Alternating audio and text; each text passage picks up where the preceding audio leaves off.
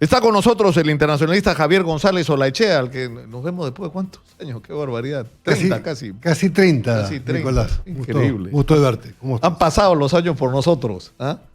Han pasado los años por nosotros, pero para bien. Sí. Uno está más maduro, más cuajado y más equilibrado. Sabio, más sabio. No, más sabio no, pero digamos, acumulando experiencia, vamos a decirlo de esa manera. Escúchame, y recurriendo a tu experiencia, ¿qué nos espera con esta confrontación entre Estados Unidos e Irán?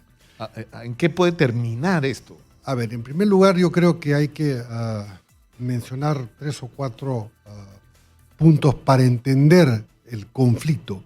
La guerra convencional, la guerra tradicional ha sido desplazada por la guerra de la nueva tecnología. Esto significa que se utilizan una cantidad de instrumentos productos de la inteligencia artificial, la utilización de la robótica, de la analítica, de la digitalización de los procesos y todo lo que significa la tecnología en los aspectos estratégicos, tácticos, operativos, de unidades que pueden ser tripuladas y no tripuladas y cuyo dominio ha sido ampliado. Antes contábamos con el dominio terrestre, marítimo y aéreo, y ahora el dominio del espacio aéreo es lo que, o el espacio exterior, mejor dicho, es lo que domina realmente la supremacía o lo que hace... Claro, porque por ejemplo, en este caso, es decir, la estrategia norteamericana de dañar al ejército iraní, ¿no es cierto? En otro contexto implicaría una guerra con miles de muertos. Acá le haces daño al ejército iraní con información del satélite que te da la ubicación de un personaje al que con un dron lo matas. Y le hiciste un daño tremendo al ejército iraní. Esto es parte de la transición, como yo llamo, de una era de cambios a un cambio de era, que yo la denomino y escribo y expongo sobre ella que es la era disruptiva, vale decir, nuevos elementos que conforman un cambio brusco de todos los sistemas que, digamos, sustentan un orden. Y el orden global hoy ha cambiado justamente por la guerra más moderna que ha cambiado, como digo, doctrinas, conceptos, formas operativas y además también implica una serie de adaptaciones de las unidades élites a organismos móviles, a organismos no tripulados, o digamos aparatos no tripulados y también a la ciberinteligencia, al ciberataque, al análisis de la data en forma de red, de manera que todo bajo el concepto del multidominio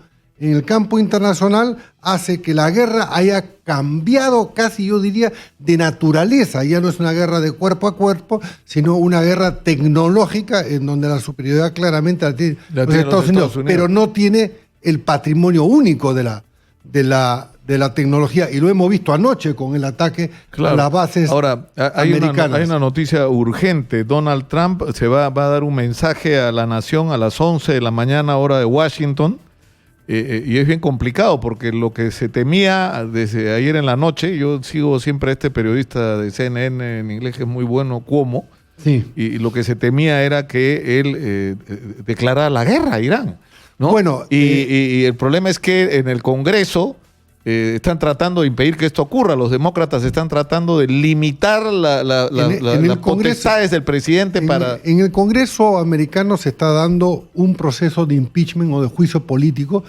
que ha sido aprobado por la Cámara de Representantes, en donde tienen mayoría los demócratas, y ahora el juicio ha pasado al Senado y se va a llevar a cabo en enero. Ahora, lo particular de este juicio político, que es por obstrucción a la justicia y por haber cometido otra falta grave, en este momento no la recuerdo, es que el Senado se constituye en jurado, un grupo de representantes en fiscales, pero quien preside el juicio no es el presidente de la Corte del Senado, es el presidente de la Corte Suprema, cuyo carácter es vitalicio. Es un sistema realmente importante, después de 27 enmiendas de la Constitución americana, que lo que garantiza es que la conducción del juicio político o impeachment a Trump tenga ciertos procedimientos jurídicos, garantías y además un conocimiento profundo de la doctrina y de la jurisprudencia. Eso hace muy particular. Ahora, el impeachment. Dentro de este contexto, un escalamiento del conflicto en el Golfo Pérsico, en donde Irán no es un gobierno cuya democracia sea similar a la occidental, es una teocracia gobernada por ayatolas, tiene aliados importantes, diplomáticos y económicos, no militares en la zona, China, Rusia, principalmente, entre otros, ha frenado, y por eso este bombardeo quirúrgico que ha permitido que a 15.000 metros de altura hayan destruido no solamente el automóvil del general Soleimani, que era el jefe de la Guardia Republicana y de la unidad de inteligencia militar hacia el exterior, que exportó a Hezbollah no solamente su automóvil, sino el convoy, con una precisión impresionante, lo cual significa una escalada que tuvo su respuesta con el ataque a las bases. Pero que también fue un ataque calculado porque no había muertos en el Bueno, ataque, ha sido justamente, es que la naturaleza de los ataques cuando son potencias, en este caso Irán ya ha anunciado que ha abandonado el acuerdo nuclear y que va a enriquecer el uranio para hacer una potencia que cuente con bombas atómicas, significa que esa escalada se va midiendo paso a paso para evitar el mutuo aniquilamiento. Por ejemplo, en el caso de Rusia, que es la segunda potencia militar en el mundo y que podríamos decir tiene casi, a los efectos prácticos, tanta capacidad de destrucción que los Estados Unidos, no aprieta el botón por primera vez porque sabe que el efecto contrario es una autodestrucción. Claro. Va a decir, hay niveles, por eso que el escalamiento significa ciertos peligros en ciertos contextos, pero a nivel global, evidentemente, Rusia no entraría en un conflicto a defender Irán. No, porque además el que controla el estrecho de Hormuz, o sea, el paso del petróleo, correcto, el paso del petróleo, básicamente es la fuerza militar naval claro, porque además rusa. Y además, siendo que en la Unión Europea, que depende del petróleo de esa zona, el primer beneficiario del alza del petróleo sería Rusia, que está en capacidad de producir y vender y exportar, claro, como lo hace. Ahora, ayer, no, anteanoche ha sido Cuomo, este periodista, le exigía al presidente Donald Trump y decía, prove it, o sea, pruébelo, decía, ¿no? Porque la justificación de Donald Trump, que no le consultó esto a nadie, sino a sus amigos que estuvieron chupando con él el día de Navidad, que es una cosa increíble lo que se ha sabido después. O sea, su entorno personal sabía que iba a haber el ataque, pero no lo sabían ni los ministros, ni el Congreso, ni nadie, ni sus aliados. O sea, lo sabían sus amigos más cercanos. Y su justificación ha sido que Irán preparaba un ataque a gran escala contra objetivos norteamericanos. Entonces lo que le están reclamando es pruébelo. Ahora, ¿qué es lo que pasa? Que una vez producido el ataque norteamericano y la muerte de Soleimani, lo que va a ocurrir es una respuesta. Entonces Trump va a decir, ven, esto es lo que queríamos impedir, cuando en realidad no es que lo habían planeado. Hay varios comentarios que podríamos hacer a tu afirmación. En primer lugar, Soleimani no era pues un elemento novedoso, llevaba 20 años construyendo este poderío y la exportación militar iraní. Había además frenado la presencia norteamericana en varios países, en Siria, también había combatido a los Estados Unidos en Irak, y además significaba una expansión, vale decir, Soleimani a los ojos de los Estados Unidos no iba a parar, porque la política del gobierno de Irán era expandir el poderío iraní en el Golfo Pérsico. Ahora, por otro lado, tienes tú a un presidente norteamericano que está bajo juicio político, pero en un proceso electoral, correcto, a noviembre del año 2020. Claro. Hoy día nadie está hablando del impeachment a Donald Trump. Nadie está hablando del impeachment. Y después de las 11 de la mañana, donde tal vez le declare la guerra a Irán, menos. Yo dudo que le declare la guerra. Hoy por hoy la declaración de guerra es un acto mayor, de mayor gravedad. Además, hay dos elementos internos en la política nacional o en la realidad nacional americana que lo podrían impedir. Y de ahí podríamos hablar un poquito, si se pudiera, sobre la seguridad pública en el Perú.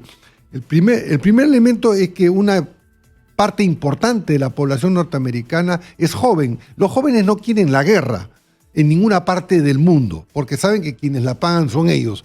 En segundo lugar, la economía americana ha venido estando con altos índices de crecimiento, y esto significaría gravar a los impuestos y sufragar una guerra en el exterior que podría tener fin. Lo que tú prevés es que va a tomar represalias. Va a tomar represalias focalizadas.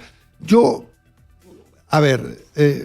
puedes pensar, cualquiera puede pensar muchas cosas de Trump, ¿no? Que es un hombre irascible, que es un hombre disruptivo, que es un hombre confrontacional, pero disculpen la expresión, estúpido no es. Y además, tomar una decisión de esa categoría significa tener un cierto consenso a nivel nacional. No lo tiene porque no es que es producto del 11 de septiembre que se atacaron a las Torres Gemelas y entonces hay una reacción directa. Aquí es una reacción a una decisión del presidente que no sabemos cómo la tomó. Una última pregunta. Javier, ¿cómo nos afectaría esto?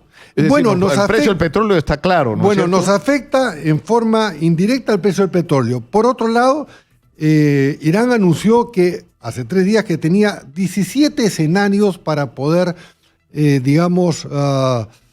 darles duro golpe a los intereses americanos. ¿Cuáles son los intereses americanos? Las bases, que tiene bases en la zona. Ya atacó el domingo en el Cuerno de África una base en Somalí. Las delegaciones diplomáticas y consulares, pero también a los ciudadanos de a pie. Ciudadanos de a pie tenemos en todas partes del mundo. Nosotros recibimos norteamericanos que visitan todas nuestras maravillas arqueológicas todos los días. Vale decir, cada ciudadano americano es un target. Es un objetivo, ¿no? Es un objetivo. Si se argumentó por parte de Trump que se aniquilaba a Soleimani, no para iniciar una guerra, sino para no escalar hacia una guerra, pues evidentemente lo que está sucediendo es un escalamiento cuyas consecuencias inmediatas, por supuesto, que son el alza del petróleo y también la seguridad. Y hay que considerar además que a los efectos del resto del mundo, América Latina, salvo algunos gobiernos que son anti-norteamericanos, es parte, digamos, del área de influencia de los Estados Unidos. Muchas gracias a Javier González Olaechea, especialista en temas internacionales, por estar con nosotros. Gracias a ti, Nicolás, y en otra oportunidad me gustaría trasladar este tema al concepto de seguridad pública que estoy desarrollando para una propuesta para el país. Pero por supuesto. Nos vamos a la pausa. Buenos días y muchas gracias. Regresamos con más. Esto es Exitosa, la radio del Perú, 9:35 de la mañana. Volvemos.